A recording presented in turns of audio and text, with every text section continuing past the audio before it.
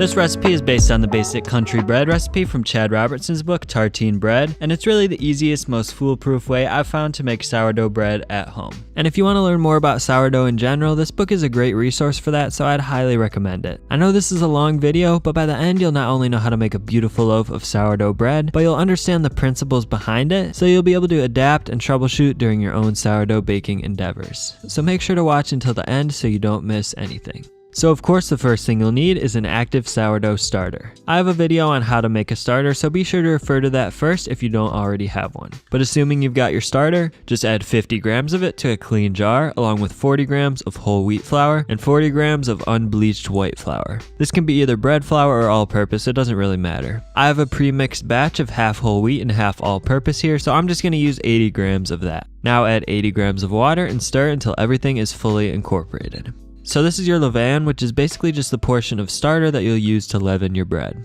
Now we'll let this sit at room temperature around 70 degrees Fahrenheit or 21 degrees Celsius for about 12 hours until the levain is nice and active. So I like to mix my levain the night before I plan to bake so that it's ready to use by the time I wake up.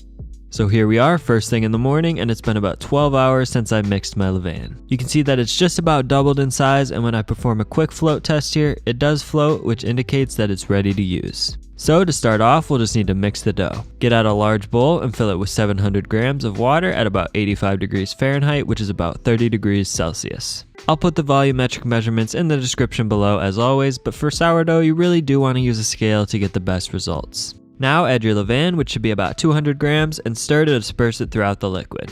Then add 900 grams of unbleached bread flour, along with 100 grams of whole wheat flour. The whole wheat is basically just here to give the yeast some more nutrition to help with the fermentation process. Now give everything a good stir until the flour is completely saturated and you've got a shaggy ball of dough. Some people like to go straight in with their hands, but I like to start off by using this dough whisk, then finish it off with my hand to get it really thoroughly mixed. It's just a little more efficient this way and less messy. If you do get some dough stuck to your hand, just wet your clean hand with some water and you should be able to peel the dough off your mixing hand without it sticking too much.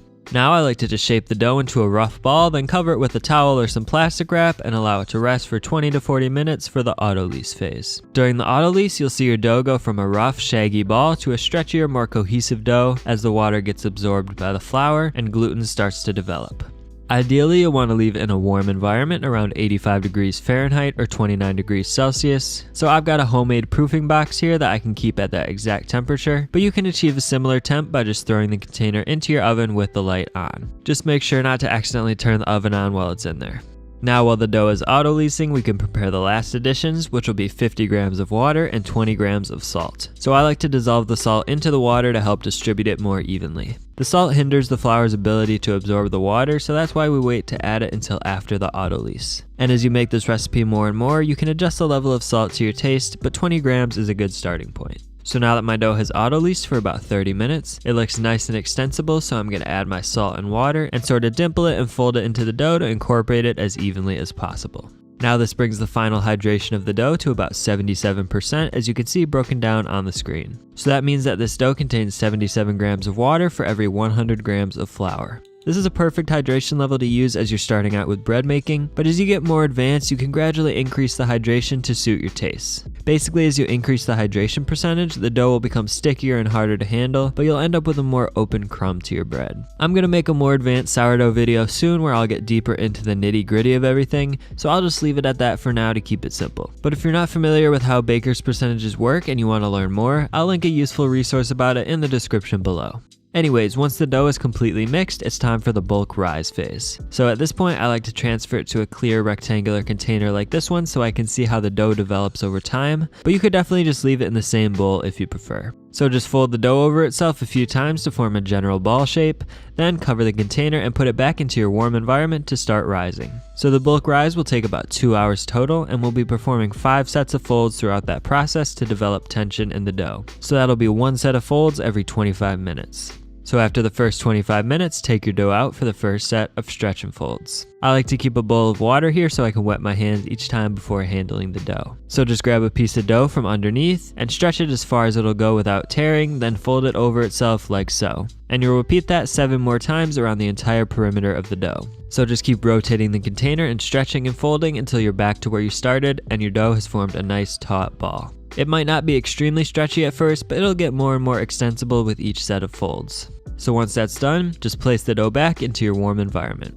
Now here we are after another 25 minutes for the second set of folds. The dough is starting to develop some nice structure and elasticity, so it's a lot easier to get some good folds in. So just perform the same set of 8 stretch and folds and place the container back into your warm environment. Now it's been another 25 minutes and it's time for the third set of folds. At this point the dough is starting to get a lot softer and airier, so we'll need to be more gentle with it to preserve that airiness. So perform your usual set of 8 stretch and folds, then we're actually going to flip the dough over at this point to prepare it for our next method of folding, which will be more gentle. So for now, just sort of wrap the edges underneath like so to maintain the dough's structure, and return it to your warm environment for another 25 minutes.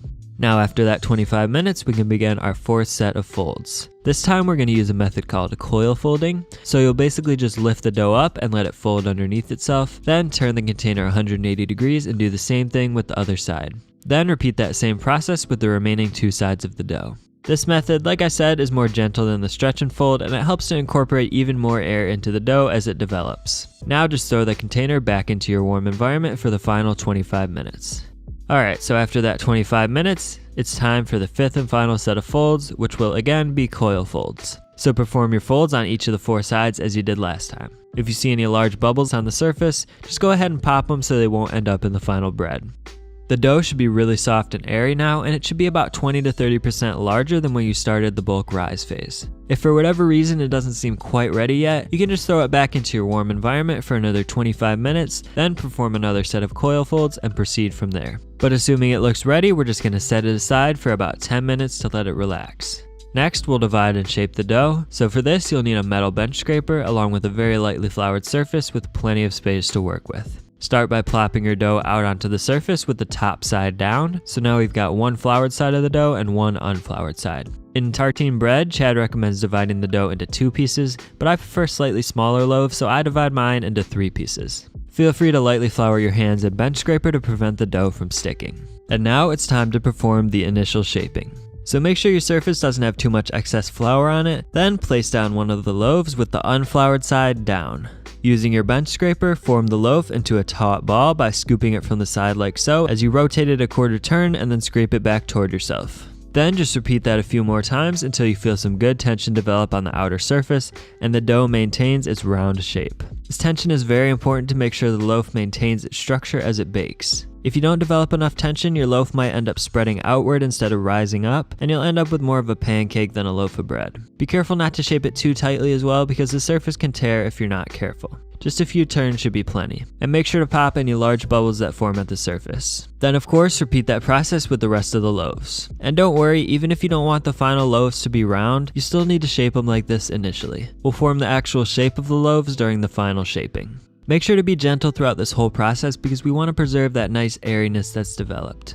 So now that you've got your taut balls of dough, it's time for the bench rest, which will allow the gluten to relax a bit. So dust the loaves with a bit of flour, then cover them with some plastic wrap or a floured dish towel and let them rest for about 20 to 30 minutes. I like to use plastic wrap so I can watch how they develop over time. They should flatten, but only slightly if you've developed some good tension during the initial shaping. If they spread out too thin, you can give them another round of shaping like we just did to develop some more tension, then let them rest for another 20 to 30 minutes. But mine are looking good at this point, so I'm going to move on to the final shaping. I typically shape my loaves into batards, which are short oval shaped loaves, but I'll also show you how to shape a boule, which is a round loaf, and that's the shaping method that's described in tartine bread.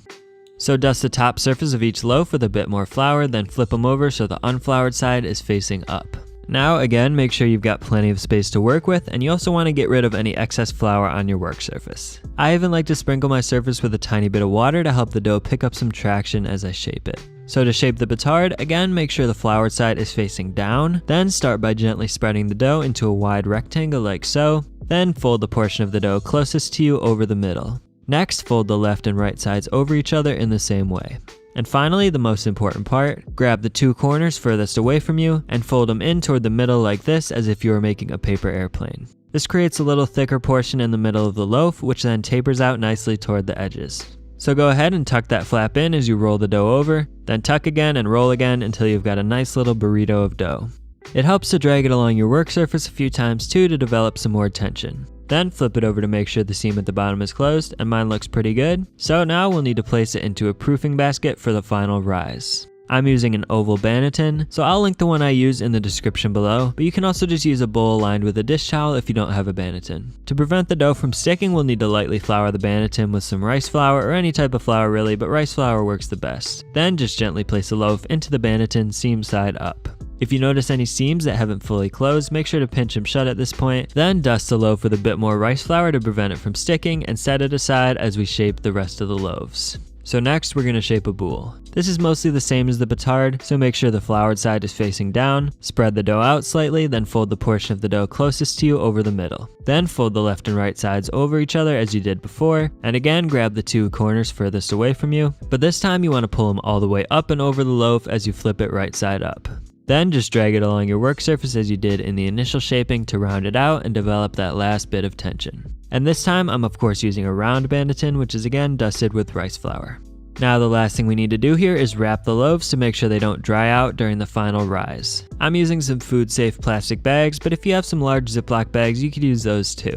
I know some people just use grocery bags, and you could do that, but they're technically not food safe, so just do that at your own risk. Anyways, for the final rise, you'll want to leave your loaves in the refrigerator for anywhere from 3 to 12 hours. The longer you leave them in, the more sour and tangy your bread will end up, because the bacteria that creates that acidic flavor has more time to act. But I wouldn't go longer than about 12 hours because at a certain point the yeast activity starts to decline, so you won't get as nice of a rise to your bread if you wait too long.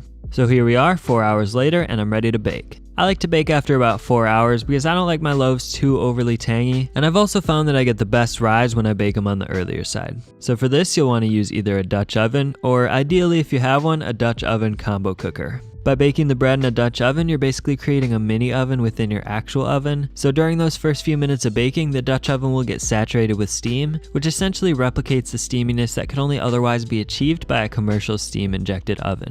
That steam helps the crust to stay soft, so the bread can expand freely in those first few minutes as it's rapidly rising. Then we'll end up removing the lid halfway through to let the crust get nice and crispy. The combo cooker is nice because it just makes it easier to score the loaf since the pan is shallower, and you're less likely to burn yourself when you place the loaf in. But whichever Dutch oven you're using, just throw that into your oven and set the oven to 500 degrees Fahrenheit, which is 260 degrees Celsius, and wait at least 30 minutes for both the oven and Dutch oven to get smoking hot. Then once you're at that point, just take one of your loaves out of the fridge and tear off the plastic bag, then dust the loaf with a bit more rice flour, which will prevent it from sticking to the pot. Now, working quickly, remove your Dutch oven from the oven and toss your loaf into the shallow half and score it. For this, you'll need a bread lamb, which is basically just a razor blade on a stick, and personally I don't even use the stick, I just find it easier to hold the razor blade itself. You could just use a really sharp knife though too if you have to. For a batard like this, I like to just make a single slash down the middle, and you want to go about a ½ inch deep. This will allow the steam to escape so the loaf expands properly and you end up with a great rise. So after it's scored, just put the lid on your Dutch oven and transfer it back to the oven as quickly as possible to make sure you don't lose too much heat.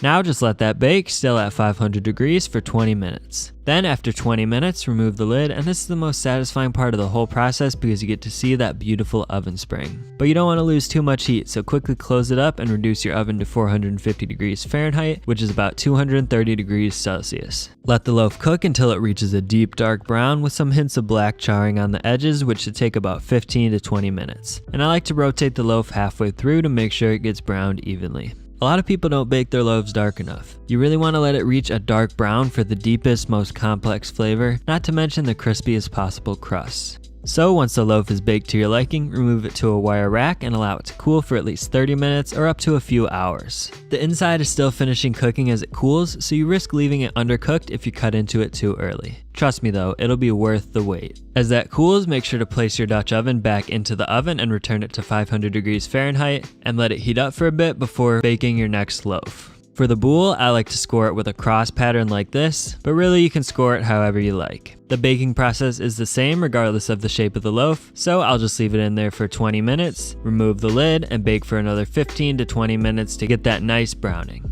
A well-baked loaf should have a crispy, crackly crust, and it should sound hollow when you tap on the bottom of it. Just check this out.